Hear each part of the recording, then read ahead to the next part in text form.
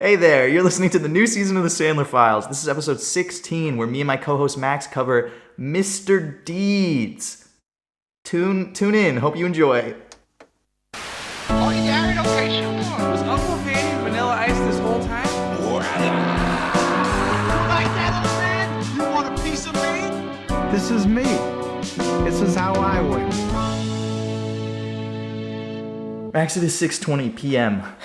On a Friday. Yeah, Toronto, Ontario. That's right. We're in the heart of Canada right now, baby. And we just finished watching Adam Sandler's Mr. Deeds. And what a fabulous film that was. Let's just say, Okay. over Go the ahead. summer, right? Yeah. You and I kept talking, and we were like, man, it's been the last Sandler movie we watched was the last episode of this show. Not even the last one. No, because we were on the Nick Swarsden stuff, right? For Yeah. the last two.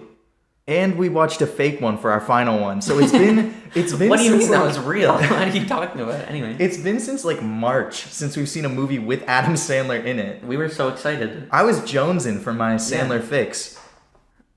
And I forgot that these movies can be really They can knock the wind out of you. they can be draining watches. So my excitement might have been a little misplaced because I feel like we kept talking. We were like, "Yo, I can't wait to come back Yeah, I and was watch more excited. Sandler."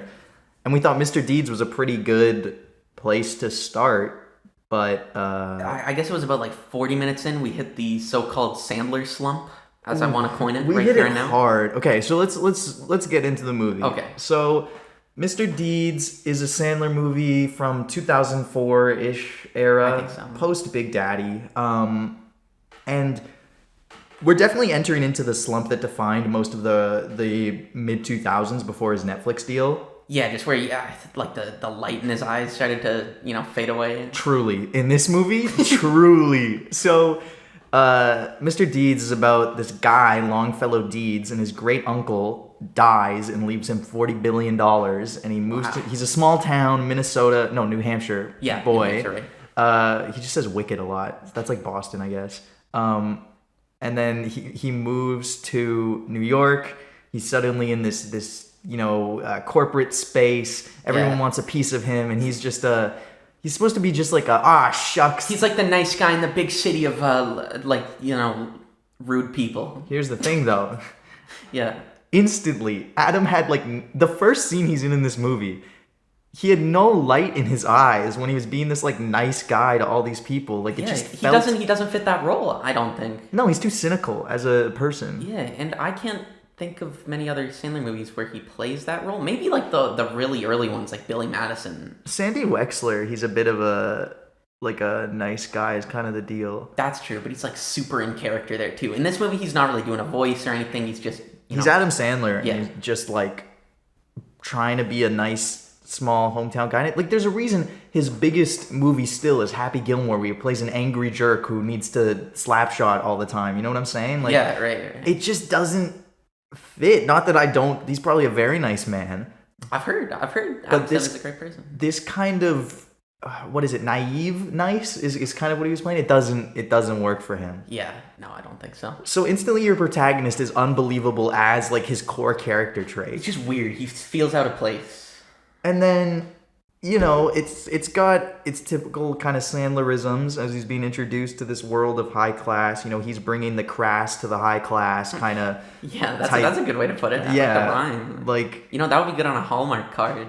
Oh, right. So his oh my god. He writes cards, greeting cards. He doesn't write greeting cards. He wants to write greeting cards. And he writes them in his town, and they're all on the wall of the pizza place that he owns, which they say once and never really go back to. And he's an amateur greeting card writer. Yeah, and he's they heard all back suck. from Hallmark, and they are kind of interested. But they're not good greeting cards. That's the whole bit. The rhymes are super juvenile. I mean, greeting cards, I don't know if you've ever opened one of those and gone wow. Really been affected by one? Greeting cards can be quite profound. Give me one example. No. Go for it. I got this Spider-Man greeting card Yeah. when I was 6 or 7, and it was don't get caught in a web. And I think about that every day. What does that mean? No. To an 8-year-old boy. Well, there's so many webs we can get caught in. The our web of lives. lies is web the one of that comes lies, to mind. webs of anxiety, Right. webs of watching bad comedy movies from the early 2000s. We're really stuck in this web. We've committed. So, I think about it a lot, and the points in my life when I've strayed from that plan. You're right. And Sandler never really hits that level of quality in this film, I don't think, with his cards. Look, he doesn't hit a level of quality of anything in this film. Let's not, Oh my god. dude. You're being rough on the guy. Okay, look, I love Adam Sandler. He's only a but this- millionaire celebrity actor. Republican. Right. This is a good-ish movie. No, it's not. I don't know what I'm saying. It's fine. It's aggressively It's mediocre. Not, I was more interested at the start of it. I thought it was going kind of interestingly. The whole plot of him coming from small town to the city. All the rich hijinks and stuff. But it eventually just swirls into a love plot with Winona Ryder. Yeah, it's the classic romantic comedy that he always does. And I always forget. Like, I feel like I only remember it when it happens in the movies, and then by the time the movie's done, I forget it. The majority of the movies he makes turns into this. Halfway through, he meets the girl at the start, and then it just becomes a love plot. Yep. And the rest of the movie no longer matters. They assume you don't care anymore, and you just think about that Sandler will get with this girl. Yeah, it's a bit draining to watch it again and again and again and again. I think this one was pretty brutal, particularly because there was absolutely zero chemistry between the two of them. Not that there's normally a lot of chemistry, but I think with Blended, I remember being him being kind of a goofball, kind of fit the girl. It was still a who was that mediocre actress movie. again? Drew Barrymore. They've done a couple. Barrymore, of course, they were. Yeah, I guess the classic golden together. couple for this. Yeah, but this one, him and Winona Ryder, just didn't work. Anyways, so let's go through the plot more. He gets to New York. He has this butler there, and you think, based on all the marketing for this movie and the DVD poster and the menu screen, I thought this butler was a big part of the movie. Yeah, because as you said, the DVD box is Adam Sandler next to the butler, no other characters. That's it. I thought this film, at first, looking at the DVD case, I thought it was Adam Sandler becomes a butler for a rich person. I thought, so when I was a kid, I thought this movie was about Adam Sandler becoming a nanny for a rich family. And then when I saw the DVD case, I thought it was Adam Sandler versus this butler, where the butler's high class and he wants Adam to be more high class, and Adam doesn't fit in. He's small town doing shenanigans. You get a lot out of the box art for this one, I think. More than I the really film itself. interpreted a lot from it. Guess what? Nothing of that is the movie. It's Adam Sandler's a really nice guy, and the butler and him become fast friends, and then at the end, the butler's integral to resolving the plot. But that's about. But the main thing is the love plot. Then there's the $40 billion.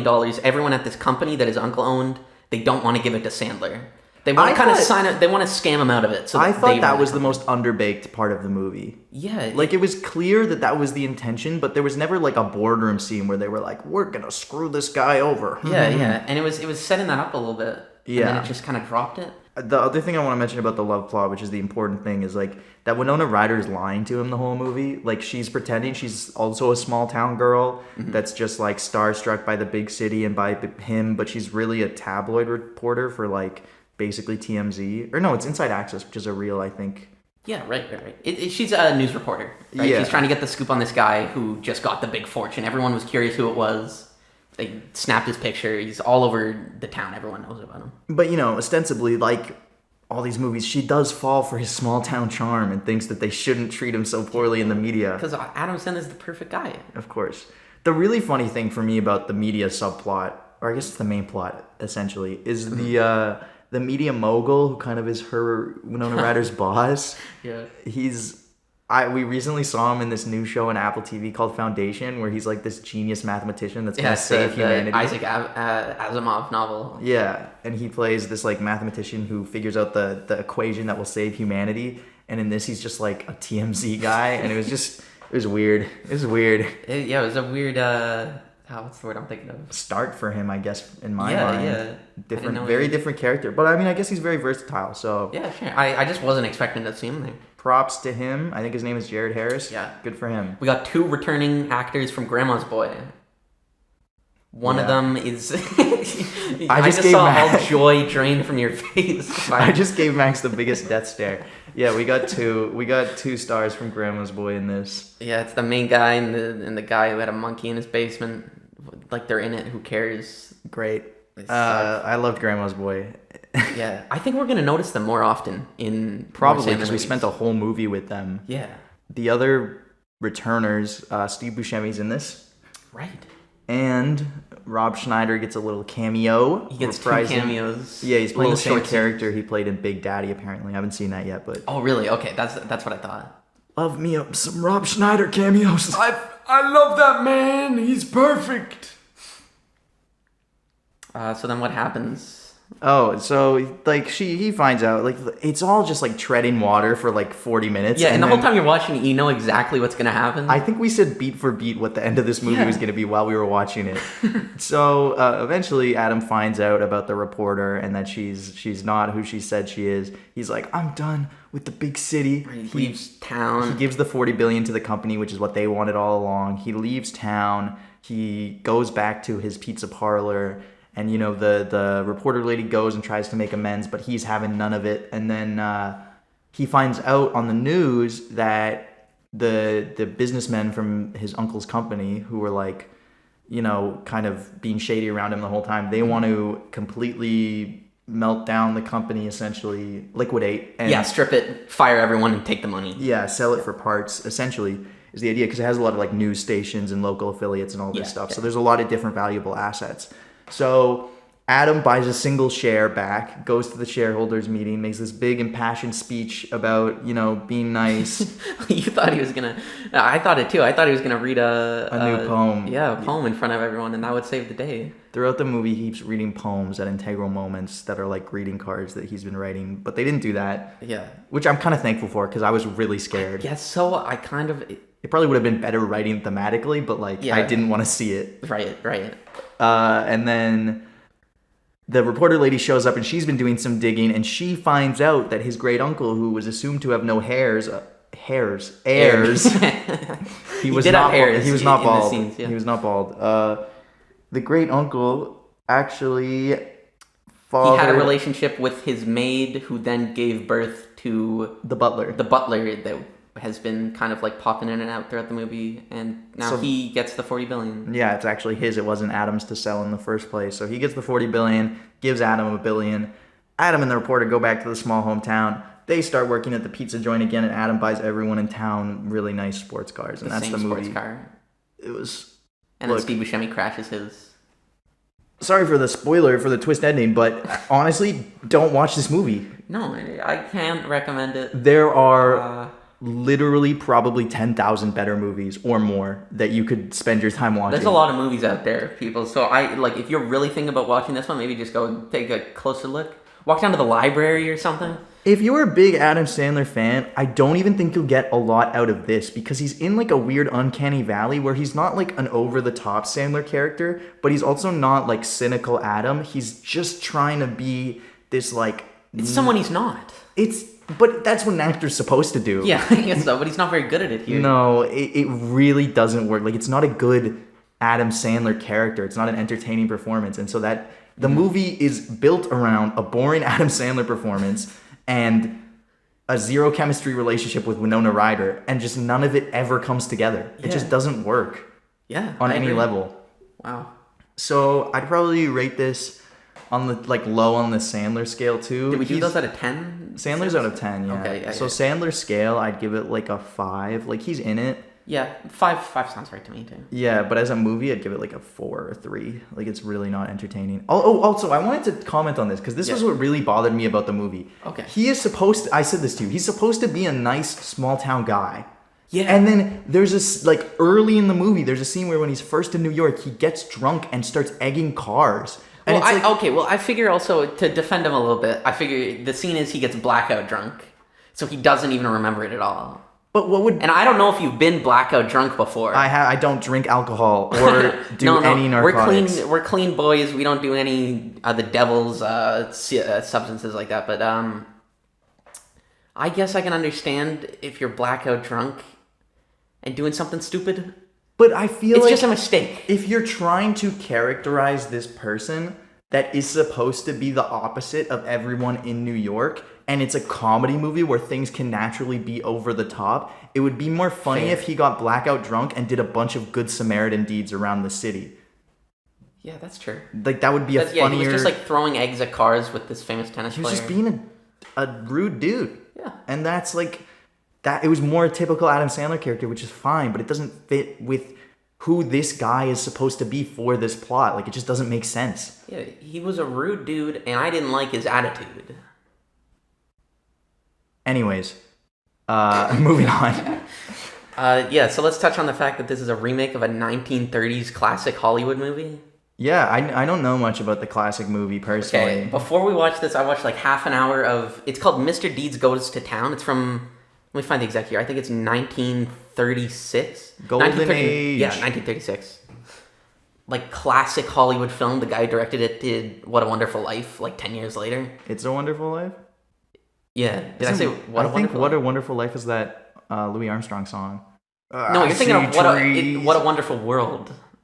Well, there's no... Okay, well, we're way... It's a Wonderful Life is the Christmas movie that he made. Respect to Louis Armstrong. Sorry, Big Lou. No, yeah, but for some reason, it's the same studio. Like, they didn't have to buy rights or anything. It's that god-awful one owned by Sony. Oh, With the angel lady? No, that's the Statue of Liberty, dude. That's the Statue of Liberty? Is it not? I don't know. She's holding a torch. I don't know. Yeah, I never really thought about it. Columbia. Columbia Pictures, who have done some fine things, but they also did the Emoji Movie and Jack and Jill. And that was animation, I thought. I didn't know that was... It's their Roadhouse, apparently. And the Ghostbusters reboot was them. Right, okay. They're all encompassing. They've done good and bad, right? But they've had some real stinkers come out. But anyways, they just used the rights from this like classic movie that I guess old people would recognize and go, oh, let's go see the remake of Mr. Deeds Goes to Town with Adam Sandler. And from everything you told me, it's basically beat for beat the same movie. Yeah. It's just like Sandler's inserted more SNL type humor into it. Exactly. So it starts out a guy named Gary Cooper. He lives in a small town and... No, his name's still Longfellow Deeds. The actor's Gary Cooper. The actor's Gary Cooper. I'm sorry. And he writes postcards instead of greeting cards. Whoa. But he uses poetry on them. Same thing. Goes to the big city. There's a bunch of big businessmen who want to keep the company from him. It's the same movie. Awesome. The Butler happens. It's just the ending isn't the same. They changed the twist in the remake, and I don't think there's as heavy of a romance plot. I skimmed through the last half. Didn't seem like it. I wouldn't... It's definitely there, but I don't think it's as defined. Okay. I mean, yeah, that makes sense to me. I was doing some... Because, like, Mr. Deeds Goes to the City or whatever it's called, the original, Goes to Town, yeah. Is based on a short story, and I was doing research. I forgot about that. Yeah, I was trying to find the short story. I could, like, the one copy that I could find was like $40, so I wasn't about to spend $40 on a short story. But I actually, while I was researching all the different versions, I found this old, like, on this website that like archived old radio broadcasts. I actually found a radio show where they reviewed Mr. Deeds Goes to Town. Yeah, and this is awesome because it's public domain now. Yeah, so we can... It's like an old piece of recording. This is newly implemented. So we can slip it in. Yeah. And like we cut together some of like the best moments, so we're just gonna play that for you guys. It's actually pretty interesting. It is. No, it's really cool. Let's go into it. WRV proudly presents the Koopa Gang, sponsored by the following fine American establishments. Rankin Steel Company. When you need real steel, Rankin's the real deal. And WB Henfield's Home Repairs. Get your greasy mitts on a new asbestos home insulation. Breathe easy with the finest protection from Mother Nature's uncivil side for you and your kin. And welcome back to the Koopa Gang. I'm their host, Chick Warner, and I'm here with my co-host, Frankie McQuaid. And starting off today, we're talking about a wonderful, fantastic picture. We called it the, what was the theater name again? The Nickelodeon. Of course. Right downtown. The movie was titled Mr. Deeds Goes to Town. Brilliant picture. Brilliant picture. I'm very excited to see what Frank Capra does again. He was the director of this motion picture. The prices at this Nickelodeon, they're getting out of hand. I gotta say. 100% agree. A quarter for a movie ticket and a bucket of popcorn? I've never seen the likes of this. By golly, for a quarter? About a year ago, I could pay my month's rent for that price. Ridiculous. But honestly, this picture is worth a quarter, I'd say. I said it is a quarter picture. I guess you could say that. Let's coin that, and I hope people start using that. Now, any of our bookworm listeners might remember a short story dropping just a few years ago with a similar title, and you are correct. Mr. Deeds Goes to Town is based on the short story of the same name and I thought it was brilliantly adapted to the screen. It's a perfect picture for the whole family, really. I'll take your word on it. I've never been much for reading, but if they pulled that off, that's an impressive feat, I'd say. It really was. I thought it was something quite brilliant. And I was laughing, I was crying, I was the whole 9 yards, I'd say, from this picture. The whole 9 yards. Now, what I would have liked to see is more funnies in this film. I think the butler could have had a bigger role. I think he should have had a weird fascination with feet. That could have really made the movie better. I don't know if I can agree with you, Sheck, but I like your gumption and your spirit, as always. Oh, well, I appreciate that very And much. that's what you get here at the Cooper Gang. You get disagreements, you get agreements, you get wriggles, you get wrangles. It's the whole castle here, and we're streaming it straight live on the airwaves. Now, I wanted to hit some trivia about this film. Now, I don't know if You know some trivia, Sheck. some trivia, some quick facts to keep the brain up on its wits. It's time for our famous segment, Fact Check. Oh, what a lovely title that is. What an honor. Now, our first piece of trivia. I don't know if you caught this. The word doodle was used in this film. Now, have you ever heard anything like that before? No, it's a brand new term to me, Sheck. Well, apparently this word doodle means to scribble a picture to paper without much thought at all, which, as you can see, happens a bit in the film. And I've never heard this verb before, but I quite like it, and I'd like to see it used a lot more. I could see it finding a place in our lexicon at some point. I'd go to that level. Sounds good, Sheck. Excellent. And Jean Arthur, who did a fantastic performance in this film, was so overcome with stage fright that she often vomited before scenes and would run back to a dressing room after each take to have a good cry. That's just like me after our show, Sheck. Who can relate? Men don't cry, son. Well, thank you so much for tuning into this week's episode of The Cooper Gang. And we really appreciate it, you fine listeners at home. Fine listeners, listen to The Cooper Gang. Fine, very fine, full, only the finest. So, thank you very much. And, tune back in next week. Oh, I'm receiving, breaking news over the Telegram. Sheck, are you receiving this? Oh, what's that? No, my telegram's broken. A new break in the O.J. trial. O.J. Simpson, by golly. Tell me more about it. O.J. defense lawyer Johnny Cochran has just pronounced that if the glove does not fit, the jury must acquit in his closing arguments. If the glove don't fit, you must acquit. I'd quite like the ring of that. Now, this O.J. case, I believe I could see it going years into the future. Decades. Indeed, Sheck, it almost feels like it's not of this era. But wouldn't you believe it is? And you'll hear about it live here on whatever... WRQP.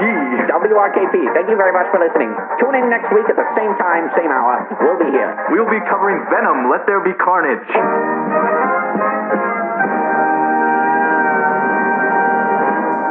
Well, that was interesting. I liked it. I thought it was cool. Wasn't that a little cool walk through our human history? A little flashback in time. Darn right. I remember those days. How old are you? 93. Congratulations. I'm very old. Yeah, let's see if you make it to 94. Okay, so we got some trivia about Mr. Deeds 2000. Oh, it was 2002. Mr. Deeds 2002, which is the Adam Sandler version. Wow, this was right after Big Daddy. 2002. Yeah, I thought it was later. Big. He was Wow. big around this time. So while filming the scene in which Longfellow Deeds beats up Marty is the character played by the main character from Grandma's Boy. Okay. Yeah. Adam Sandler spun Alan Covert, who's the actor, around. Covert slipped on the sidewalk and his skull hit the concrete with no protection. He was unconscious for a minute. Oh my Awesome. god. Also, Winona Ryder broke her arm while shooting the scene where she and Adam Sandler ride bikes down Central Park stairs. Yeah, I could see She that happening. broke her arm. That's probably in the bloopers. I feel like they wouldn't put someone breaking their arm in the bloopers. No, maybe not. Is that a funny... Adam Sandler just laughs at her for 2 minutes. Everyone else is helping and he's just standing there. Winona Ryder also admitted in an interview with Empire magazine that she felt a little miscast in this movie. No. What? Yeah. Early posters and newspaper ads for the movie featured an unnamed elderly butler instead of John Turturro's character. Oh, wow. I thought that was interesting. Like, it might have been like... Yeah. Maybe he wasn't in it. That was like a later write-in. Well, maybe they made it more true to the original at first when they were playing it. I could see that, yeah. Yeah, so pretty interesting. And my favorite piece of trivia, someone explained a joke in the movie that you wouldn't get unless you were a meta Adam Sandler fan. Oh, shoot. So Adam Sandler is a major Jets fan, which makes the scene that much funnier when Deeds finds out he owns the Jets, who he calls choke artists, and doesn't think they can beat the Patriots for the conference title. He had to play a Patriots fan since he's supposed to be from the New England area. So That's cool. Adam, I'm sure he was gritting his teeth reading those lines. Yeah, I heard he passed out after they filmed that scene because it was just too hard to act. Really? Yeah. He was acting so hard he passed out. Yeah, never woke up again. Yeah. So, great great work. Yeah, great film. All I looked through the Google reviews and they're all like, this is hilarious. This is a really great movie. Great for the whole family. Fantastic. Oh yeah. Like, Adam Sandler's a great actor. Winona Ryder's a great actress. I guess I would like this when I was like 10. I watched a lot of Adam Sandler rom-coms when I was a young lad. Yeah, I guess. I don't know. Like, it's fine. I'd say it's mostly appropriate for like families. Yeah, I it's can't think just of like anything that was some- aggressively inappropriate. Yeah, there's just some swears.